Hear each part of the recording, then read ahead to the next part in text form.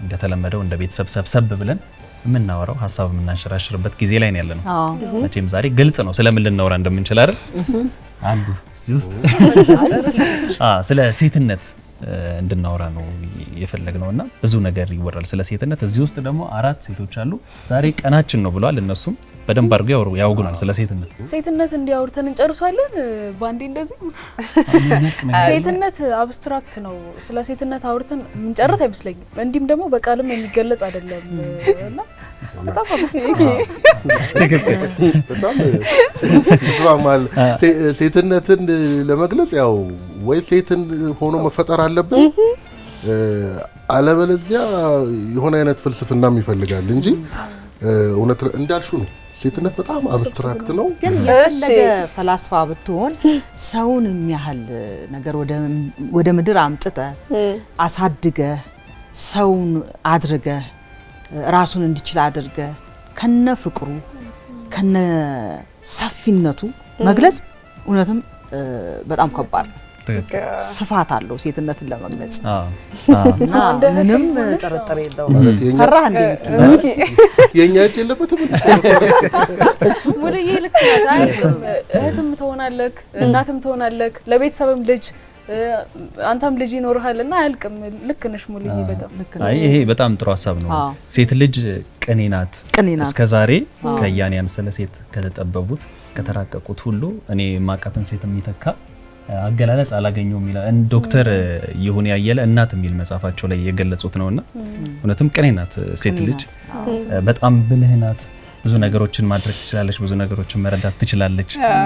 ቤቷን በስነ ስርዓት የምታስተዳደር፣ ብዙ ችግሮችን የምትፈታ እና እውነትም አብስትራክት ነው ቢባል አይጋነንም። ከአንድ ስኬታማ ወንድ በስተጀርባ ጠንካራ ሴት አለች ነው የሚባለው። ያቺ ጠንካራ ሴት ከጀርባው ከሌለች እሱ ምንም ሊሆን አልቻለም ማለት ነው። ዋና የምታበረታው ሆነች የምታጠነክረው ሴቷ ነች። ይሄንን ደግሞ በብዙ መልኩ እናያለን። ምን ሩቅ ወሰደን? የዛሬ ሳምንት የእቴጌ ጣይቱ ማየት ብቻ እኮ ነው። ስለዚህ ካለ ሴቶች፣ ካለ እናቶቻቸው፣ ካለ እህቶቻቸው፣ ካለ ልጆቻቸው ምን ሊሆን ይችላሉ? ዞሮ ዞሮ ሴት እናት ነች፣ ሴት እህት ነች፣ ሴት ልጅ ነች እና ሴትነት ጥልቅም ክብርም ነው። ስለ ሴቶች ሳስብ በጣም የሚገርመኝ በአጠቃላይ ሴቶች በኢትዮጵያ ሳቤ ወይም ሴቶች በኢትዮጵያ ሁኔታ በሁሉም ጉዳዮች ላይ የሌሉ መስለው ያሉ፣ አንዳንድ የሌሉ ይመስሉና ግን ሁሉም ጉዳዮቻችን ላይ ያሉ ናቸው። እናቶቻችን በተለይ ሁለንተናዊ ጉዳዮቻችን ላይ አሉና ግን በጣም ስራቸው ከመብዛቱ የተነሳ ኃላፊነታቸው ከመብዛቱ የተነሳ በቃ እኛ የከወነው እስኪመስለን ድረስ ነው ያገልግሎታቸው አይደል ያስፈልጊነታቸው ጥልቀትና ከዛ ቦታ ስናጣቸው ወይም ከዛ ቦታ ገለል ስንል ነው የሚገባና በኢትዮጵያ ነባራዊ ሁኔታ በኃላፊነት ተደራራቢ ኃላፊነት ላይ ልጅ ሲመጣ ልጅን ይዞ እርጉዝ ሆኖ ስራ መስራት ልጅ በመምጣት ሂደት ውስጥ ያለ ኃላፊነት በአጠቃላይ ሀገር ግንባታ ላይ ሰላም ላይ የቤተሰብ ፍቅር ላይ ቤትን በመስራት ሂደት ውስጥ ሀገርን በመስራት ሂደት ውስጥ የናንተ ሚና በምንም የማይተካ ነው ብንል ማጋነን አይሆንም። ማሜ ቆንጆ ሐሳብ ነው ያነሳው። ሴት እናትም ከመሆኗ እህትም ከመሆኗ በፊት ራሷ ሴት አይደለች፣ ሴት ናት። ከዛ ደግሞ ሰው ናትና በተለይ ደግሞ ከቅርብ ጊዜ ወዲህ ዘመናዊ የሚባለው መንገድ ህይወት መምራት በዛ መንገድ መጓዝ ከጀመርን በኋላ ሴቶች ለራሳቸው በህይወታቸው በትምህርታቸው በስራቸው ላይ የራሳቸው መብታቸውን ያስከበሩ እየጠየቁ እየሰሩ እየመሩ ነው ያሉትና አሁን ብዙ ጊዜ ሴትነትን ስናነሳ ማርቼት ሲመጣ ብዙ ጊዜ እናቶቻችን ነው የምናነሳው። እናቶቻችን በጣም ትልቅ ባለውለታዎቻችን ናቸው። ለሴቶችም ለወንዶችም ባለውለታ ናቸው። ከዛ ባለፈ ግን ሴቶች አሁን በተለያየ መስክ ላይ እኮ ቀዳሚ ሆነው እያየናቸው ነው ያለነውና እንግዲህ በሳይንሱ ዘርፍ ከፍተኛ ምርምር ላይ የደረሱ ብዙ ሴቶችን እያየን ያለነው፣ በትምህርት ላይ በጣም ከፍተኛ ደረጃ ላይ ያሉ ሴቶችን እያየን ያለነው፣ የተለያዩ ፈጠራዎችም ከዛ ደግሞ በአመራርነትም እያየን ያለነውና አንዱም ነገር እንደ ሀገርም እያየን ያለው ነገር እንግዲህ በከፍተኛ መሪዎች ደረጃ ብዙዎቹ ሴቶች እየመጡ ነው ያሉትና እኩል ከወንዶች በሚባል ደረጃና እንደ ሴትነት ሲታሰብ ሁሌ እናትነት ብቻ እህትነት ብቻ አይደለም ራሱ ሴትነት ሴት መሆኑ ሰው መሆኑ የሚለው ሐሳብም አለና ከዚህ ሁሉ ደግሞ ሴት ራሷን መብቷን ፍላጎቷን ስራዋን ህይወቷን እየመራች ደግሞ በሚባለው ደረጃ መብቷን አስከብራ እኩል ሆና እየሄደች ነው ያለውና ይሄን ሲታይ ማርቼት ላይ ሆነ በጣም ደስ የሚል ነገር ነው ደስ የሚል ሐሳብ አይመስላችሁም? ሀዩዬ በጣም አሪፍ ሁሉ ጊዜ ታስደምምኛለሽ። ይሄ ነው መገለጫው የሴት ልጅ የእናቶች ውለታ በሀገርም ሆነ በህብረተሰብ ውስጥ ያላቸው ደረጃ የሚገለጽበት በክብር በእንደዚህ አይነት መልኩ ሲሆን ያስደስተኛል እና አመሰግንሻለሁ። አዩ እኮ ግን እያወራች ያለችው ከኩል በላይ ነው። መሐመድም እየነገረ የነበረው የሴትነት ድርሻ ከወንዶቹም ከኩልም በላይ ነው። ራሱም እንደገለጸው ከጠዋት እስከ ማታ ያለውን የስራ ተግባራቷን ብታዩ ቤት ውስጥ ከዛ የስራ ቦታ ከስራ ቦታ ተመልሶም ደግሞ ሌላ ስራ ሲታይ ረጅሙን ሰዓት በስራና በኃላፊነት ነው ሴት የምታሳልፈው። ትክክል ነሽ። ሁሉም ሰው ሴት ልጅ እናት ናት፣ ሴት ልጅ እህት አክስት ናት ይባላል አይደል? እንደውም አንድ ጽሁፍ እያየሁ ነበር ሴት ልጅ እናት ናት፣ እህት ናት፣ አክስት ናት ብቻ ትበሉ። ሴት ልጅ ሚኒስትር ናት፣ ስራ አስኪያጅ ናት፣ ስኬታማ ናት፣ ባለሀብት ናት። የትኛውም ቦታ ተሰማርታው በግብርና ላይ ብዙ ሴቶችን እያየን ነው አይደል? አሁን ላይ በተለይ በጣም ጀግና የሆኑ ሴቶች ሀገርን እሱማ እኩል እኮ ነው የሚሆነው ጆሲ። አይ ሴት ልጅ በአለም ላይ እናትነቷን የሚያክል ጸጋ የላትም። ይሄንን ማመን ነው ምናደንቃትም። ይሄ ወንድ በመሆኔ ያላገኘው ጸጋ ነው ማላገኘው ጸጋ ነው። ለምን እናትነት ማለት ህይወቷን ሰጥታ ነው ልጅ የምታመጣው። ላንተ መምጣት ላንተ ወደዚህ ምድር መምጣት የሴት ልጅ ይሄ ኢኮኖሚካል ፋይናንሻል ምናምን ስኬት ወንድም ጋር አለ፣ ሁሉም ጋር አለ። በቃ ሰው ስለሆንክ ነገሮች ስለተመቻቹልህ የምታመጣው ስኬት ነው አይደለ? ግን በምንም ተአምር እናት አትሆን። በምንም ተአምር ህይወትን ሰጥተ ልጅ አታመጣ። ልጅ በማምጣት ሂደት ውስጥ አባት ሚና የለውም ግን እያልኩ አይደል። ሴቶች እናቶቻችን አመጣው ሲወልዱ በምድር ላይ ከዛ በላይ ህመም የለም። ከዛ አይደል ሳይንሱ የሚለው እንደዛ አይነት ህመም እኮ የለም ነው። ስለዚህ ይሄም ሆኖ ግን ስራ ትሰራለች። ይሄም ሆኖ ቅድም እንዳልከው ኃላፊነት ይኖራታል።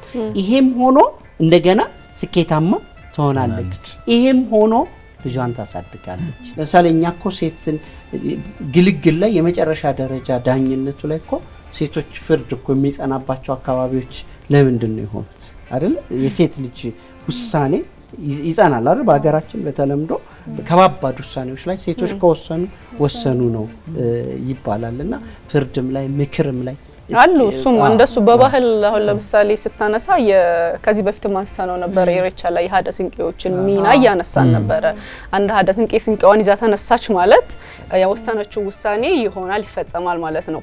ግን እንደዚሁ ሁሉ ጥሩ ባህሎች እንዳሉ ሴትን ሴት በመሆኗ ብቻ እንድትከበር ውሳኔዋ እንዲሰማ እንዲደመጥ የሚያደርጉ ብዙ ባህሎች እንዳሉን ሁሉ ደግሞ በተቃራኒው ደግሞ ሴት ስለሆነች ብቻ ደግሞ አልፈናል ያን ዘመን አይደለ? የምትበደልበት የፈለገችውን ማታገኝበት ከወንድ እኩል ማትሆንበት ብዙ መንገዶች አሉና ላይክ ሴት እናት መሆኗ እንዳልከው ማሚ ትልቅ ጸጋ ነው። በጣም ትልቅ ነገር ነው ዓለም ላይ ያለ ግን የምታከብራት እናት ስለሆነች አይደለም። መጀመሪያ ሴት ስለሆነች ብቻ ልታከብራት ትችላለን። ያው እናት አይደለሁም ሴት ነኝ ግና ሴት ስለሆንኩ ብቻ ሀያት መከበር አለባት፣ መብቷ እኩል መፈጸም አለበት፣ ህይወቷ የምትፈልገው ነገር ኑሯ ምናምን መስተካከል መምራት ምናምን ነገር አለባትና ማሜ የሚያነሳው ሀሳብ ቆንጆ ነው።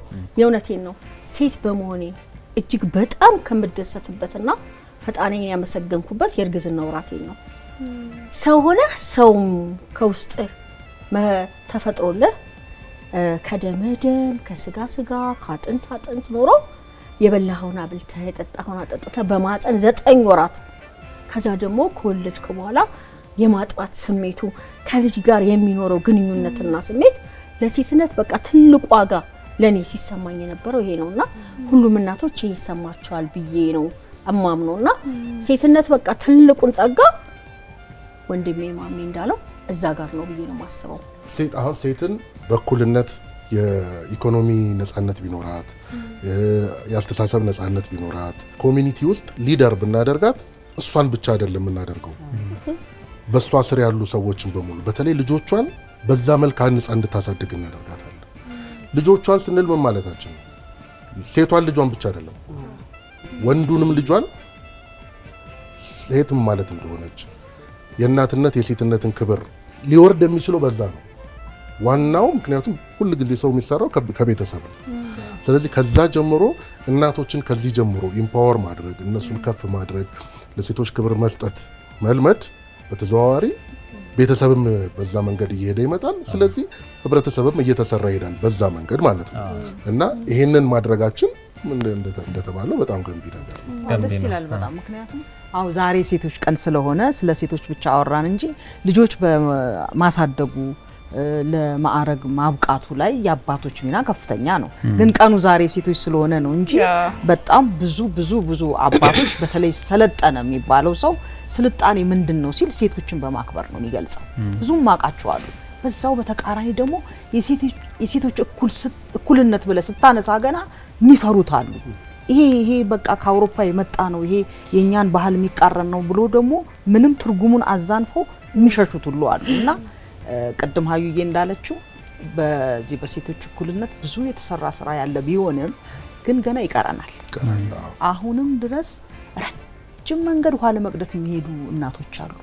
አሁንም በእርግዝና ምክንያት መከራቸውን የሚያው ጤና ጣቢያ የሌለበት አካባቢ ያሉ አሉና ልክ የሴቶች ቀን ሲከበር ትዝ እንዲሉን ያስፈልጋል። መስራት አለብን ገና ይቀረናል ብለን እንድናስብ መሆን አለበት ብዬ አስባለሁ። ዘመናዊ ትውልድን ከመፍጠር አንፃር ራሱ ሴት ልጅ ከፍተኛ ሚና የምትጫወተው እሷ ነች። ከልጆቿ ጋር ያላት ኢንተራክሽን ከአባት በተለየ ኢንተራክሽን ያላት እናት ነችና ዘመናዊ ትውልድን መፍጠር ራሱ ይቻላል። ሴት ልጅ በአጠቃላይ ስናየው የጽናት ተምሳሌት ነች ሴት አይደለ? ትዕግስት አላት፣ ጽናት አለ። ለምሳሌ በአገርም ደረጃም ሆነ በቤተሰብም ደረጃ ሆነ በየእለት ተለት ህይወት ላይ ጽናትና ትዕግስቷን ታያለሽ እና አይበገሬነትም አላት። ስለዚህ እናትነት እንደዛ ነው፣ ሴትነት እንደዛ ነው የሚገለጸው። ለስላሳ ጽናት፣ ፍቅር አለ ውስጡ፣ አይበገሬነት አለ። ትንሽ ደግሞ ሳት ያለም ነገር ካለ ቁጣ አለ።